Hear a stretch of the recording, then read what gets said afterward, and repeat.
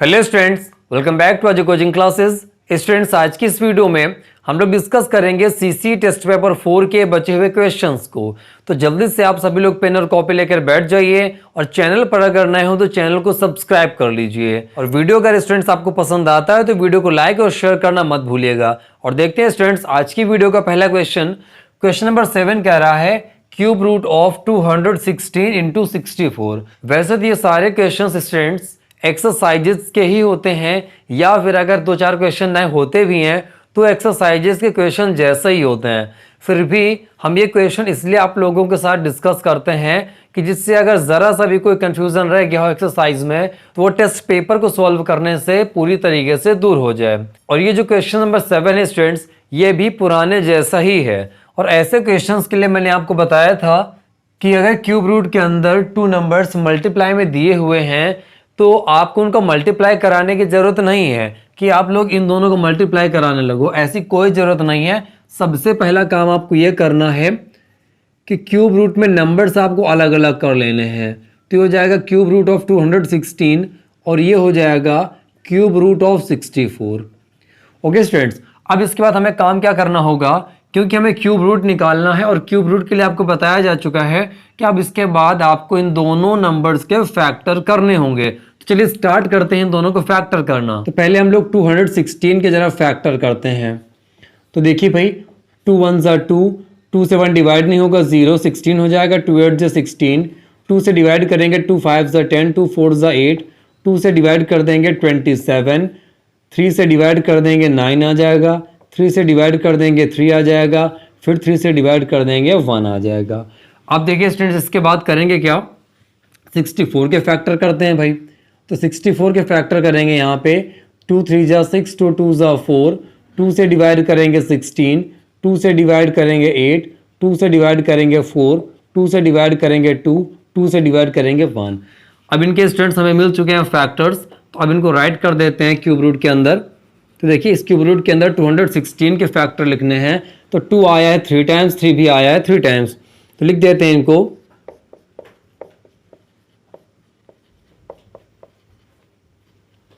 Into, अब यहाँ पर स्टूडेंट्स हम लोग फैक्टर लिखेंगे 64 के। तो 64 के फैक्टर्स में 2 6 टाइम्स आया है, तो 1 2 3 4 5 और ये हो गया 6।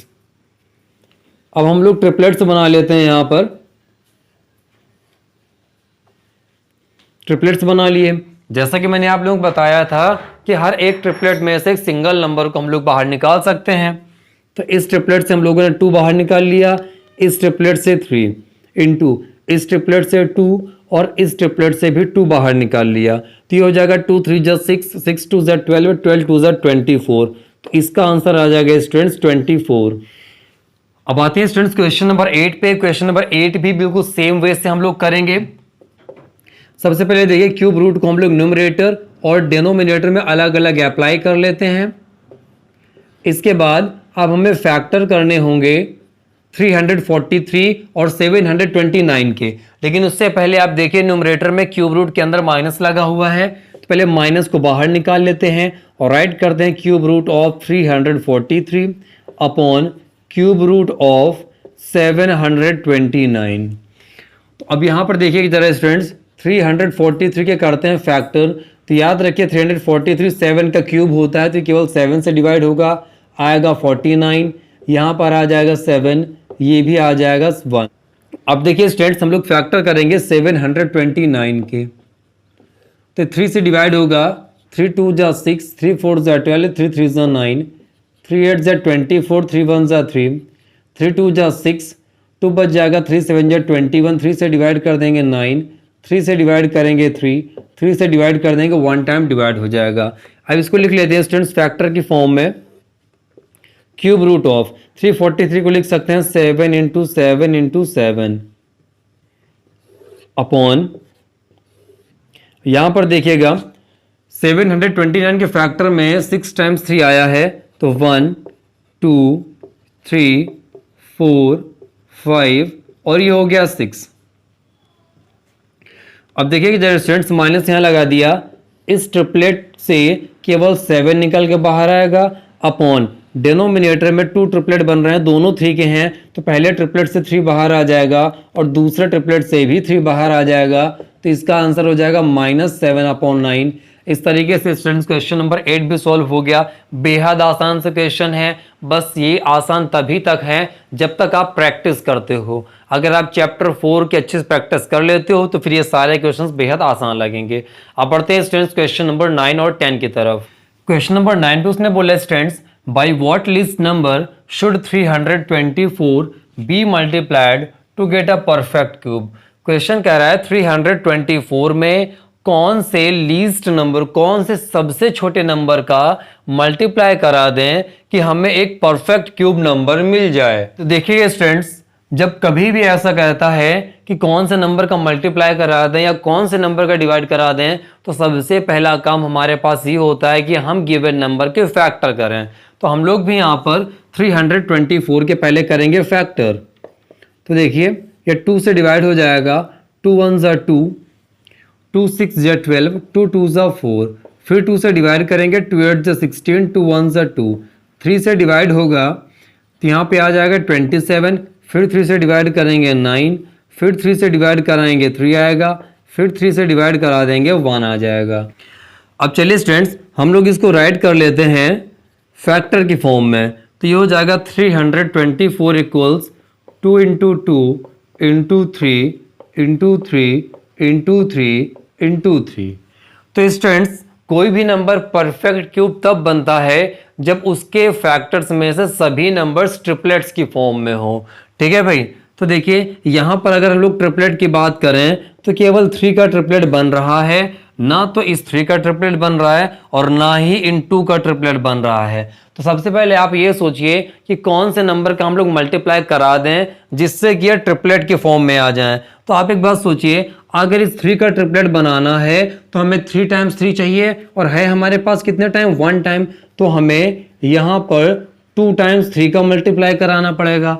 सोचिए जरा, 2 टाइम्स 3 का मल्टीप्लाई कराएंगे तभी इस 3 का ट्रिपलेट बन के तैयार होगा। तो एक तो हमें ये मल्टीप्लाई कराना है 3 इंटू 3 का। अभी देखिए इस 2 का भी ट्रिपलेट नहीं बन रहा, तो अगर इस 2 का भी ट्रिपलेट नहीं बन रहा तो हमें एक 2 का भी मल्टीप्लाई कराना पड़ेगा।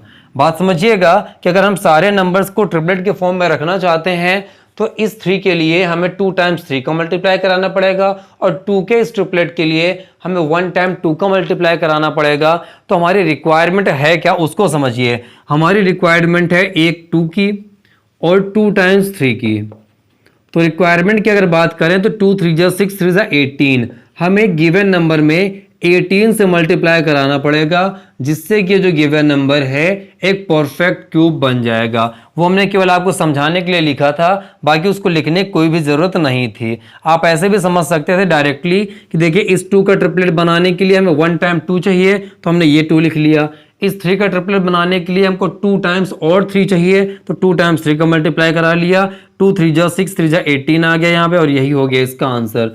अब देख लीजिएगा स्टूडेंट्स, क्वेश्चन नंबर 9 पे जिस किसी भी ऑप्शन में 18 आ रहा होगा वही ऑप्शन उसका करेक्ट आंसर होगा। अब बढ़ते हैं हम लोग क्वेश्चन नंबर 10 की तरफ, जिसमें उसने कहा cube root of 128/250।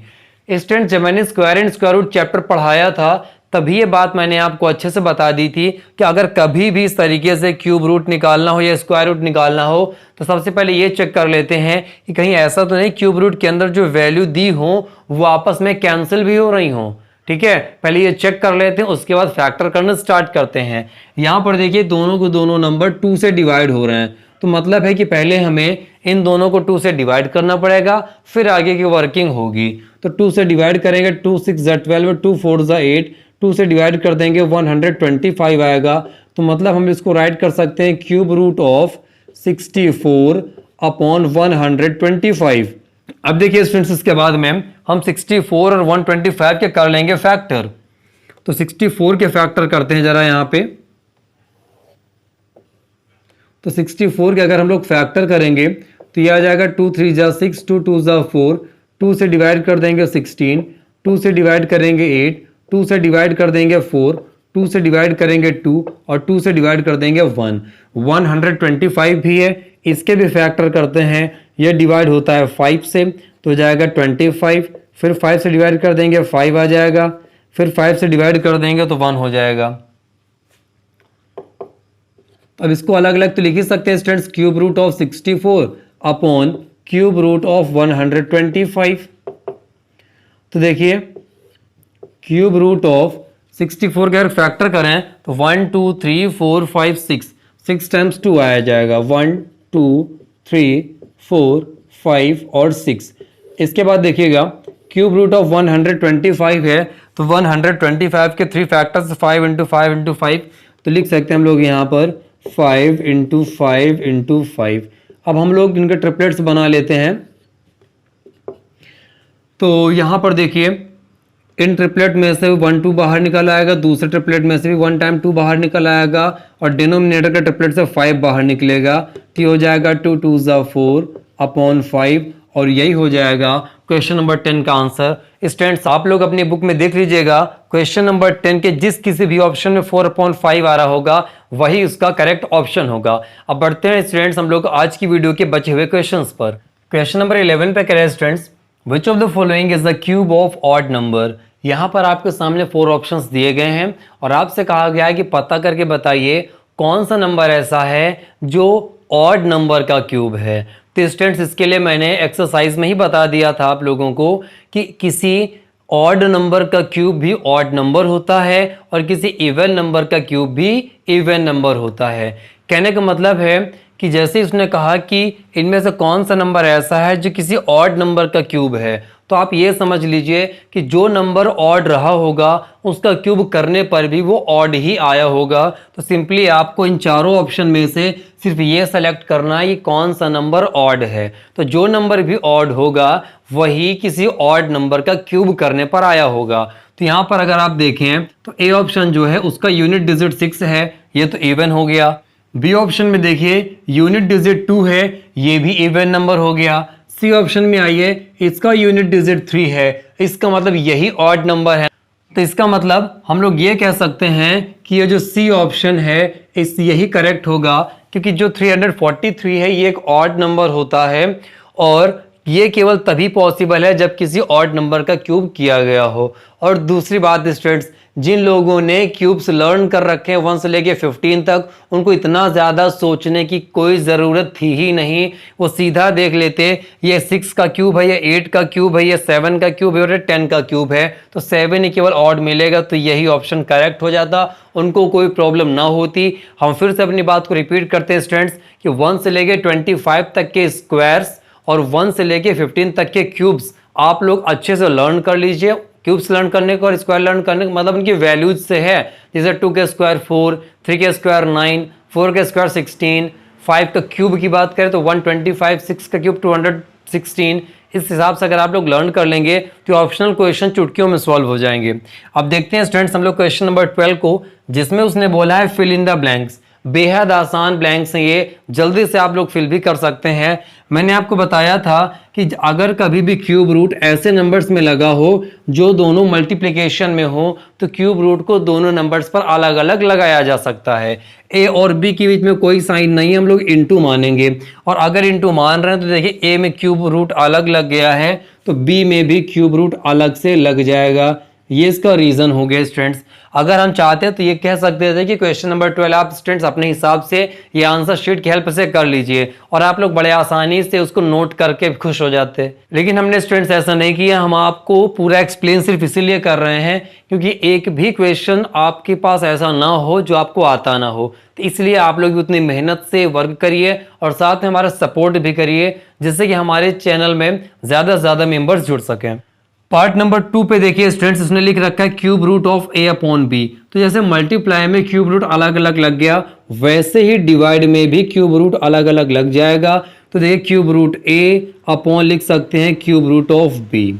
Okay students, इसके बाद देखिए पार्ट नंबर 3 का तो बहुत यूज़ किया हम लोगों ने, क्या कि अगर क्यूब रूट के अंदर माइनस लगा हुआ है तो वो बाहर आ जाएगा और बाकी चीज़ें एज इट इज़ रहेंगी, केवल माइनस बाहर आ जाएगा। अब ये देखिए बचा हुआ 0.5 का क्यूब करना है, इसका मतलब क्या हो गया कि 0.5 को आपको राइट करना है 3 टाइम्स, ठीक है ना। क्यूब का मतलब होता है कि हमें उस नंबर को मल्टीप्लाई में 3 टाइम्स लिखना है। मल्टीप्लाई कराइए, ठीक है, 5 5 से 25, 25 5 जा 125। अब आप डेसिमल के प्लेसेस काउंट करिए, तो 1 डिजिट में यहाँ पर है, 1 डिजिट में यहाँ पर है, 1 डिजिट में यहाँ पर है, टोटल 3 डिजिट्स में डेसिमल है, तो 1 2 3 डिजिट में डेसिमल यहाँ लगा देंगे, उसके पहले 0, और यही हो जाएगा स्टूडेंट्स इसका आंसर।